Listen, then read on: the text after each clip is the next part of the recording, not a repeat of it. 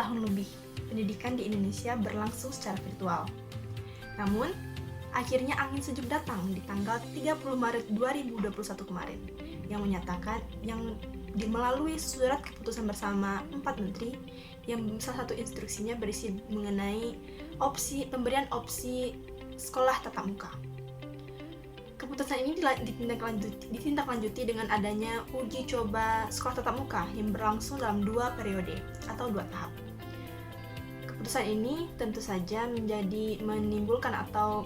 menimbulkan semangat baru, gairah baru bagi pendidik maupun pelajar.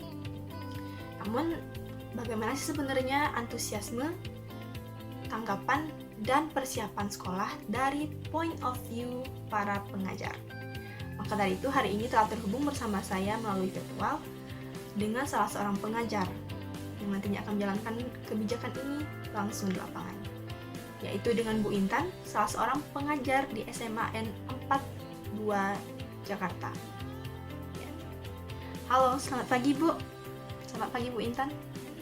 Dari perspektif ibu guru, itu bagaimana sih Bu pandangan Ibu mengenai keputusan ini dan kebijakan dari pemerintahan ini? Oh, sangat menyambut baik ya Mbak, sangat menyambut baik dengan adanya keputusan kebijakan Kementerian Pendidikan untuk melakukan pembelajaran tatap muka kembali secara bertahap karena ya Mbak ya masih tetap, karena biar bagaimanapun kita tidak bisa mengesampingkan resikonya ya. Sudah sangat jelas sekali fakta di lapangan itu kan COVID itu bukannya hoax gitu ya, bukannya tidak ada, tapi kenyataannya faktanya ada. Jadi kita emang harus betul-betul menjaga protokol kesehatan dengan ketat. Alhamdulillah Mbak Tasya, kalau di sekolah Ibu itu persiapan ke arah sekolah tatap muka itu sudah dipersiapkan dengan baik. Jadi sarana prasarana pendukungnya misalnya kayak wastafel untuk cuci tangan itu udah tersebar di mana-mana. Sebelum ada pandemi ini pun alhamdulillah sekolah Ibu kan termasuk sekolah adiwiyata ya, udah tingkat nasional, jadi memang udah wastafel itu udah tersebar di mana-mana. Jadi hampir 2 kelas 1 wastafel, 2 kelas 1 wastafel. Kalau di perangkat itu banyak ya. Nah, tinggal ditambahkan di beberapa titik tertentu, misalnya di pintu masuk atau terus termogan dan lain sebagainya udah disiapkan oleh sekolah melalui sarana prasarananya ya. Kemudian sabun-sabun cair untuk cuci tangan udah, terus tinggal sosialisasi penggunaan masker. Nanti saat sekolah si anak harus menggunakan masker dan lain sebagainya. Kami sudah sosialisasi, pihak sekolah, manajemen sekolah sudah sosialisasi baik kepada guru maupun kepada komite sebagai perwakilan orang tua murid. Kami pun wali kelas sudah menyampaikan kepada orang tua murid ya, tapi tinggal keputusannya pemerintah bagaimana gitu ya. Jadi sudah diatur sedemikian rupa. Ya mudah-mudahan kami siap gitu ya. Cuma ya begitu Mbak,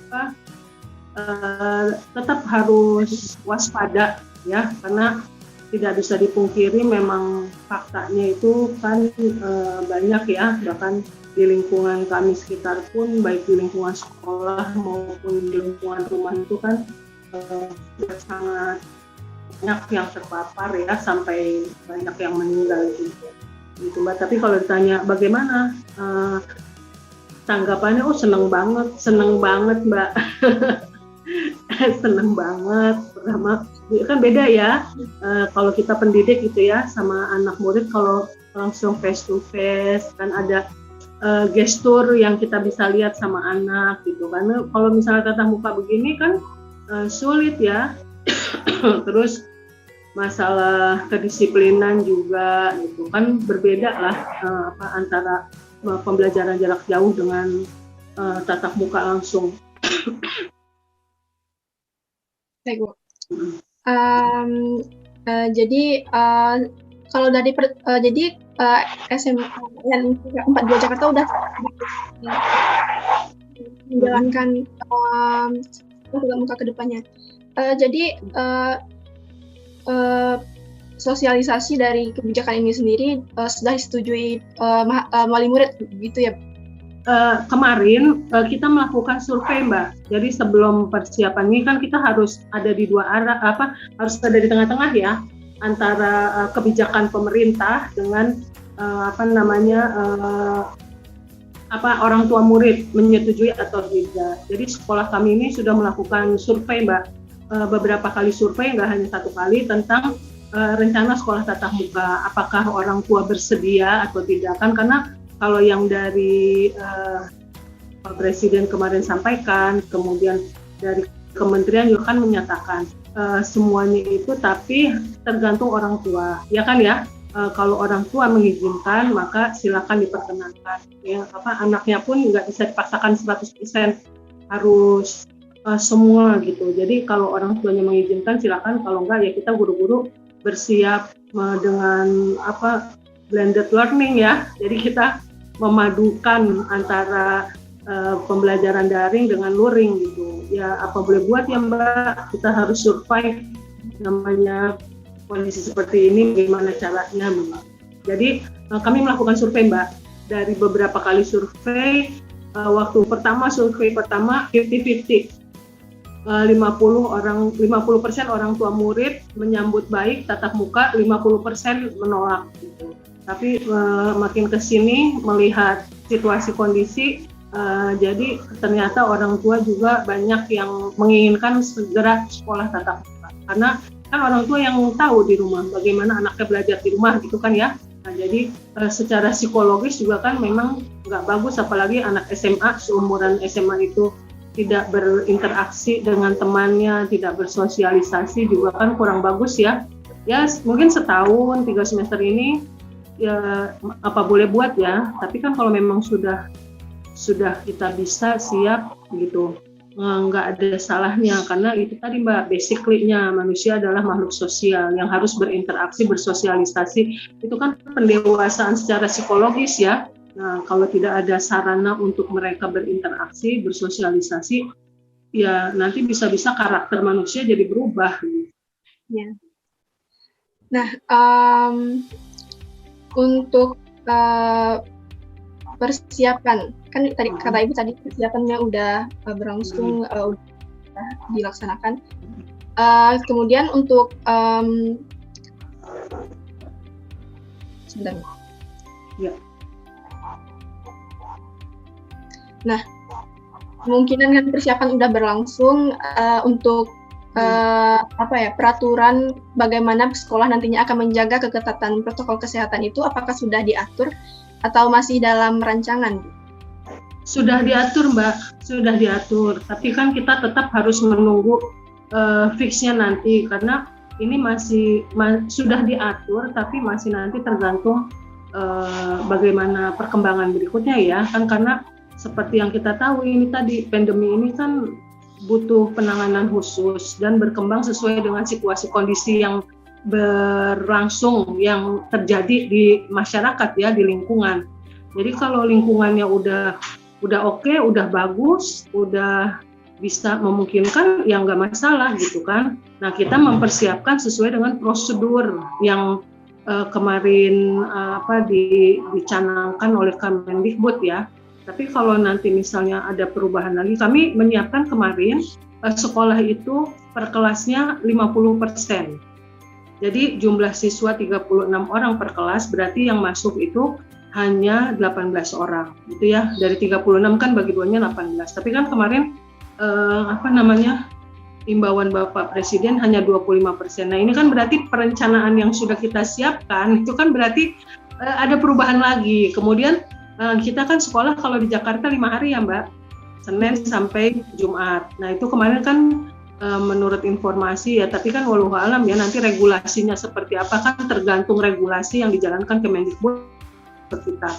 Kan kemarin akhirnya Pak Presiden mencanangkan hanya 2 hari dalam seminggu. Nah ini kan berarti kan persiapan harus dirubah lagi gitu, sesuai dengan regulasi dari kementerian tadi. Tapi intinya insya Allah kami siap, sarana prasarana juga sudah disiapkan sedemikian rupa, kemudian sosialisasi dengan orang tua juga udah. Jadi istilahnya orang tua ini dari rumah juga harus menyiapkan anaknya untuk sekolah tatap muka, yang tadi contohnya mereka harus menyiapkan masker, harus menyiapkan hand sanitizer mandiri, jadi tidak bergantung hanya ada yang di sekolah. Kami sekolah sudah menyiapkan juga, tapi tetap kan harus orang tua juga mensupportnya gitu Mbak.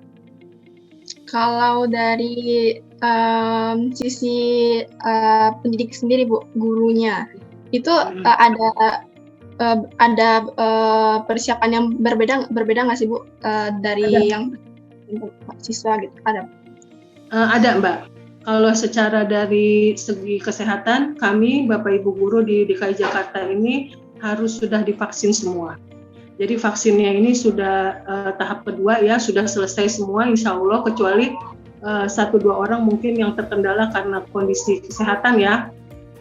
Ada yang misalnya mereka baru terjangkit, kan itu kan disuntik vaksin itu maksimal, jadi setelah 30 hari baru mereka bisa divaksin gitu kan. Nah itu yang terkendala-kendala seperti itu, atau ada yang sakit bawaan jantung dan lain sebagainya yang tidak divaksin, itu belum tervaksin, tapi itu hanya 1-2 orang saja. Nah jadi sementara yang lain itu sudah hampir 100% lah gitu ya. Itu persiapan secara dari gurunya ya, sesuai dengan regulasi pemerintah harus vaksin. Kemudian yang kedua ya yang pasti itu kita menyiapkan strategi pembelajaran ya Mbak ya, kan karena kan kita tadinya tatap muka, kemudian daring PJJ. Nah sekarang harus kita daring juga kan, karena 50-50 ya. Kalau yang sudah kita siapkan kemarin ya, regulasinya masih 50% 5 hari. Sekarang kan berarti kita harus, si pendidik ini sekarang harus menyiapkan juga metode blended learning yang harus antara daring dengan luring gitu. Itu kan pasti harus ada persiapan khusus sendiri gitu. Kemudian sosialisasi kepada siswa juga begitu. Ya mudah-mudahan aja ya Mbak, kan manusia itu makhluk belajar ya, mudah-mudahan berjalannya dengan waktu kita bisa cepat menyesuaikan diri dengan kondisi pembelajaran yang mulai tatap muka ini. Ini akan menjadi pertanyaan terakhir saya kepada Ibu. Apakah Ibu siap, Ibu? Insya Allah siap. Insya Allah siap. Baik, terima kasih banyak Bu atas wawancara untuk berbincang hari ini. Banyak sekali pandangan yang sebenarnya mungkin aja belum diketahui oleh pihak lain, karena biasanya yang disorot itu merupakan bagaimana kebijakan pemerintah dalam melaksanakan kebijakan yang mereka lakukan. Semoga perbincangan kita hari ini membuka perspektif baru dan menunjukkan bahwa betapa anak-anak kita dan juga para pendidik begitu antusias dalam menjalankan sekolah tatap muka ke depannya. Semoga berjalan dengan lancar, Bu. Amin. Amin. Baik, Bu. Saya akhiri ya, Bu. Ya. Silakan. Ya, sama-sama Mbak Tasya. Ya, selamat pagi. Kebijakan baru yang memberikan opsi pada kegiatan pembelajaran tatap muka telah menjadi angin sejuk bagi dunia pendidikan. Nah, selama ini hanya berlangsung melalui layar ke layar. Geliat antusias merebak karena adanya secercah harapan ini, walau di kondisi sekitar yang masih belum sepenuhnya aman. Persiapan yang dilaksanakan dengan hati-hati dan sesuai dengan prosedur terus dijalankan, demi terjadinya atau demi kembalinya aktivitas sekolah yang penuh dengan aktivitas dan keramaian. Saya Tasya Fadila, pamit undur diri dan sampai jumpa.